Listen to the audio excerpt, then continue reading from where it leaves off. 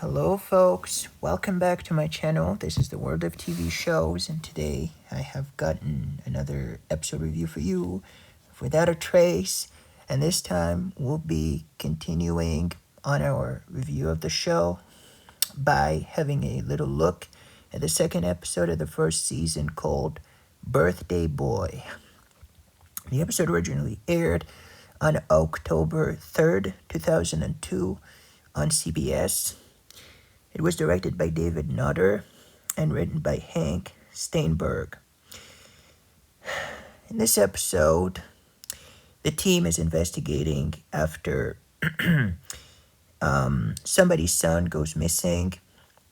And basically, he was with his father, and they were gonna attend some kind of baseball game at Yankee Stadium. And that's the boy's 11th birthday, as could be suggested by the episode title, Birthday Boy, right? Basically, yeah, Gabe Friedman is his name. And basically, yeah, he and his dad, Bob, as they were on the subway, about to take the subway, basically what happened is that they got separated, right, with the crowd. And yeah, in the subway, basically, he was supposed to get off at the next stop, if I'm not mistaken, if memory serves.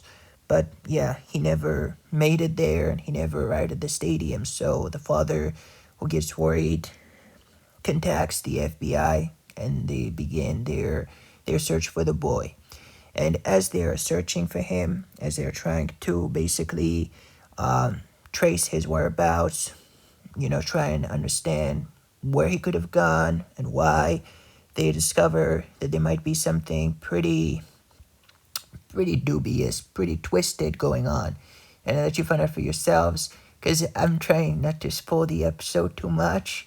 And so I'm not going to reveal a lot.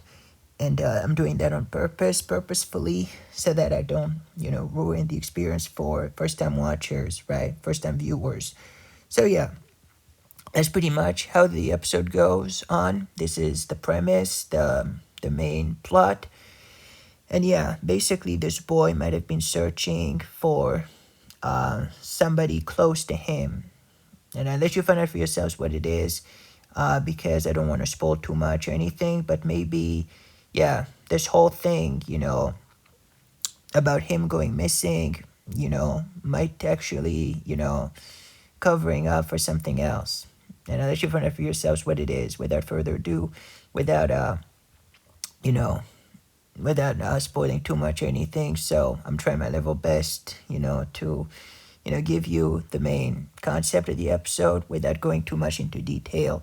So yeah, that's pretty much how it goes. Perhaps, he might have, used that as a way to, find something, about himself. And they're going to be looking at all kinds of, in a lot of different, at a lot of different angles. And they're going to find out that they might be, at some point there's something that might indicate that something went wrong. And somebody might have gotten hurt.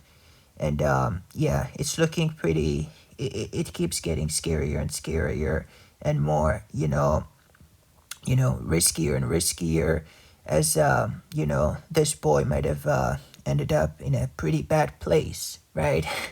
So this is pretty much how it goes. So, Birthday Boy, what's my opinion about this episode? So I really enjoyed this episode. For one thing, I believe that this episode was, I did like it with the missing boy. I thought that this is actually a pretty good episode, as far as the show is concerned.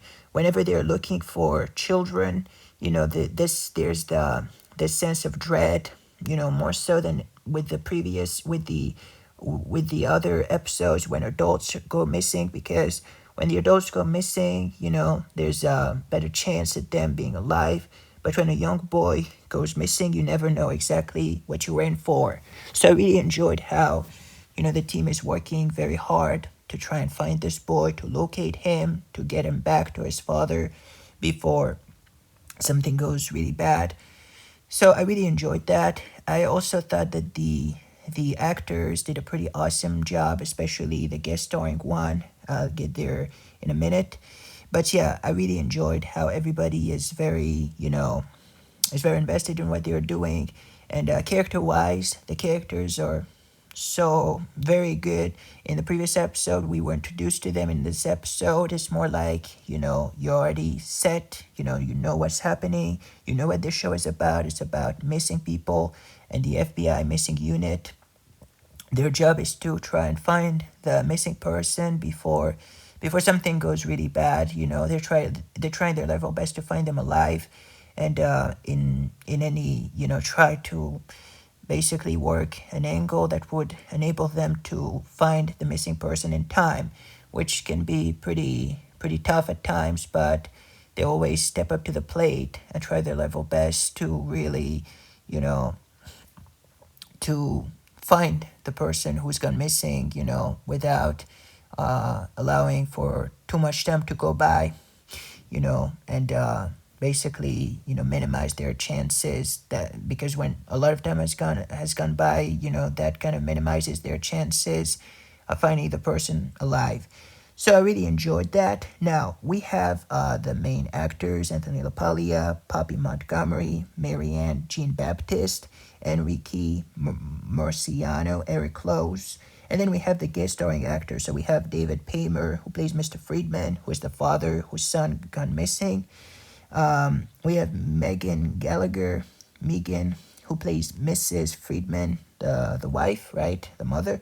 Then we have David Henry, who plays Gabe Friedman, who's a pretty awesome actor, who's a kid actor, who's the young boy who went missing. And I have to say that this actor is pretty good. I've seen him in a lot of other TV shows as a guest starring actor. He's pretty good, especially it's kind of difficult sometimes to be the only kid actor, around, adult grown up actors. And yet he did a pretty awesome job, and his acting is very convincing. His performance is really, really good.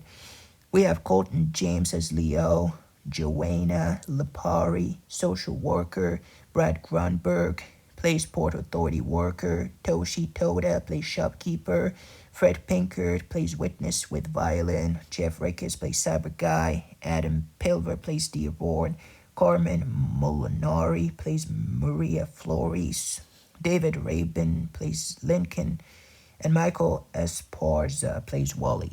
Now, I don't recall all the actors, all the characters, but I still want to name them so that basically, to give you that's what I do in my reviews. I like to, tell you about the actors, all of them, the guest starring ones, the main ones, right?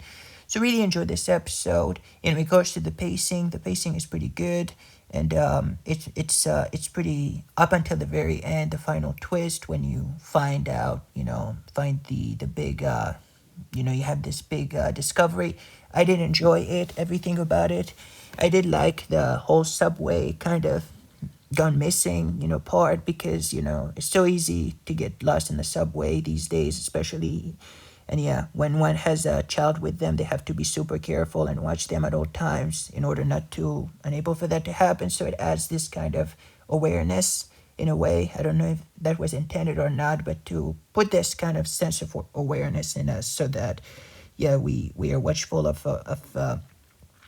people around us, of family members and young ones especially, right? So I did enjoy that. I did enjoy that the shots of New York City in this episode when they're looking, the bridges, the subway. I think that this was beautiful. The exterior shots are shot in New York City, and I really enjoyed it. I thought that this was pretty good. You really feel in New York City, unlike other shows that are shot on some other location. But in this TV show, I like the fact that, you really feel in the city. I did enjoy the fact that this in this episode, yeah, the parents are, worried, and, as you go on with this episode, more elements are going to come to light.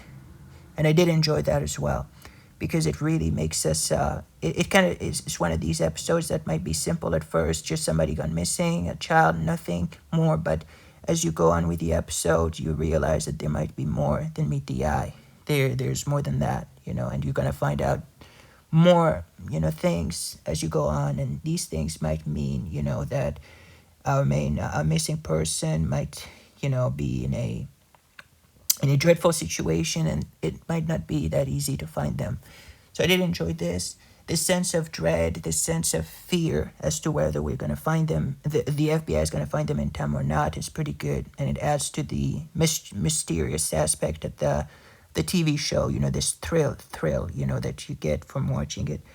So I really enjoyed it. So not much more to say about it. Really enjoyed it. And in this episode, yeah, the music. Maybe we could end with the music. The music is pretty good in this episode. More, in the first episode it was good already, but in this one it gets more and more, interesting, more beautiful. And also, this is the first time that you get to hear the opening theme. The previous one did not have the opening credits, but in this one you have it, and it goes like, something like that. It's so beautiful. I really enjoy this is one of my favorite opening theme in a TV show. The one from Without a Trace is just so good. I really enjoyed it up until the very end. So if I were to rate this episode on a scale from 1 to 10, I'd definitely give it, I think I gave the previous one an 8. This one I'd give an 8.5 out of 10. 8.5, really good episode, really enjoyed it. But at the very end, and the way that the team is working so hard to find the missing boy in time is really good. Will they be able to or not? Well, you're gonna have to watch it to know. But really good episode, but at the very end, definitely keeps us at the edge of our seats. So 8.5 out of 10 for me. What about you folks? What did you think about this episode? Did you like it? Did you hate it? Let me know in the comment section down below. Have I forgotten anything that is important about this episode? Please let me know in the comment section down below. And thank you for watching. And if you're a fan of the show, then please let me know and let's talk about it. So thank you, and I'll see you next, God willing, for another episode review. And in the meantime, take care. This is the World of TV Show signing off.